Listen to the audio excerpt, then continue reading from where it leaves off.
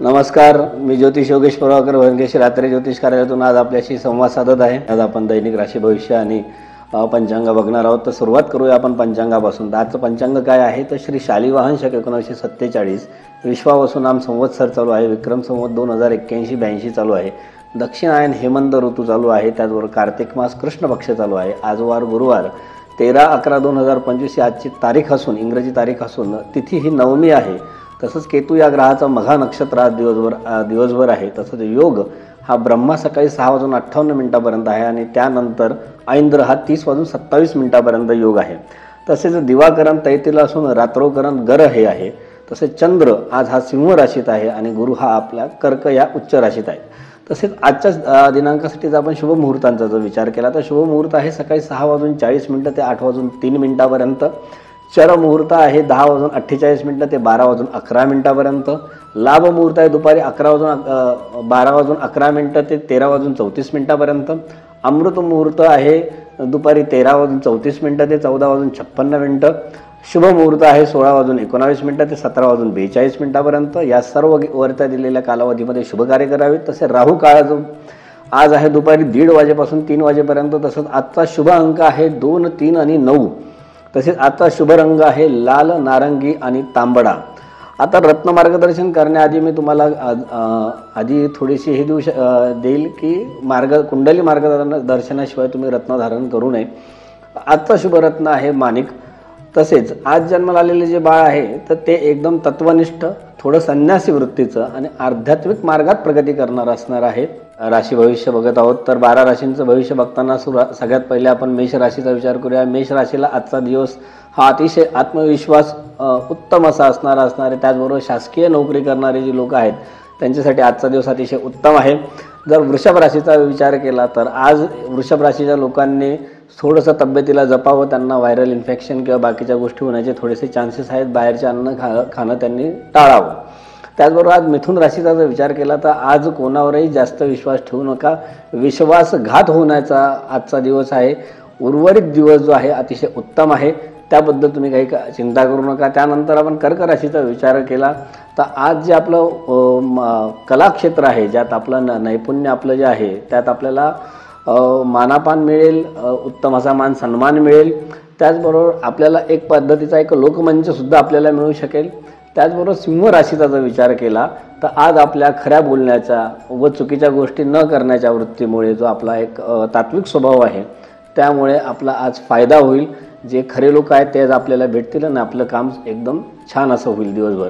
कन्या राशीच्या लोकांना थोडा आज अचानक धनलाभ होण्याचे चान्सेस आहे। कोणी लॉटरीचं तिकीट काढलं असेल तर माझा नंबर खाली दिलेला आहे, कॉन्टॅक्ट करू शकता तुम्ही धनलाभ झाल्यास। तसेच तुळ राशीच्या लोकांचा जर आज विचार केला तर त्यांना आज वाहन खरेदीचा योग आहे। ॲक्च्युली आज जे तुळ रास आहे ही सेलिब्रेशन मोडची रास म्हटली गेली पाहिजे संपूर्ण दिवसामधली। तर वाहन खरेदीचा योग आहे, वाहन घ्या, पेढे आम्हाला नक्की पाठवा।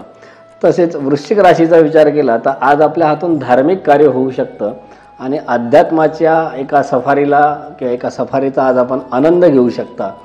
त्यामुळे आज आध्यात्मिक ठिकाणी जाण्याचा प्रयत्न करा, आध्यात्मिक अनुष्ठानं करा। धनुराशीचा जर विचार केला तर आज जो आपला द्विस्वभाव किंवा दोलायमान स्वभाव असतो याचा फायदा कोणी घेऊ नये याची थोडीशी तुम्ही काळजी घ्या आणि कदाचित आज काही ठाम निर्णय घेण्याची पण आपल्यावर वेळ प्रसंग येऊ शकतो। त्यामुळे ही आधीच एक प्रिकॉशन तुम्हाला मी सांगून ठेवली। मकर राशीचा जर विचार केला तर आज आपले वैवाहिक जीवन उत्तम असेल। तसेच आज प्रेमी युगुलांसाठी सुद्धा ही रास खूप छान आहे, त्यांच्यासाठी आजचा दिवस अतिशय सुंदर असा जाणार आहे। कुंभ राशीचा जर विचार केला तर आज नूतन वास्तू खरेदीचा दिवस आहे।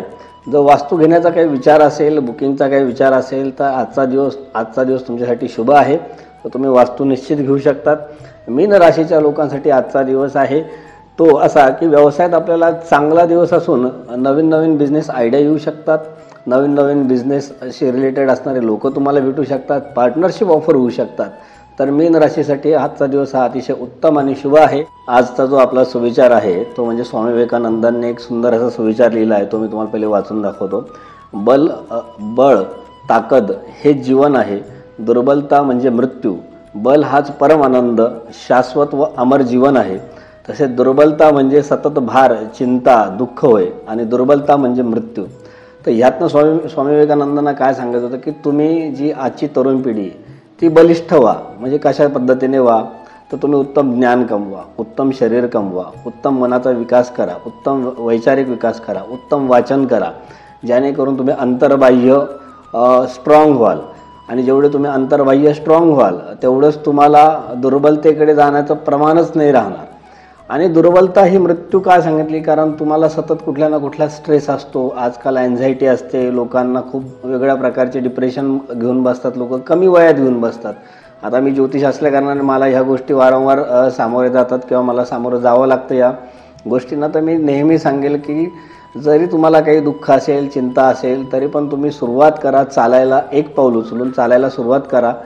हळूहळू स्पीड वाढवा, पळा. कुठलीही गोष्ट अशक्य नाही आहे, ती गोष्ट घडू शकते. पण त्यासाठी जसं मागच्या एका व्हिडिओमध्ये सांगितलं होतं की सातत्यपूर्ण प्रयत्न हे आवश्यक आहे. स्वामी विवेकानंद म्हणतात त्या पद्धतीने तुम्ही बलिष्ठ व्हा आणि आपलं आयुष्य हे सुंदर आणि आपल्या आयुष्याची जी होल्ड किंवा आपल्या आयुष्याची जी कमांड आहे हे आपल्याच हातात असणं आवश्यक आहे.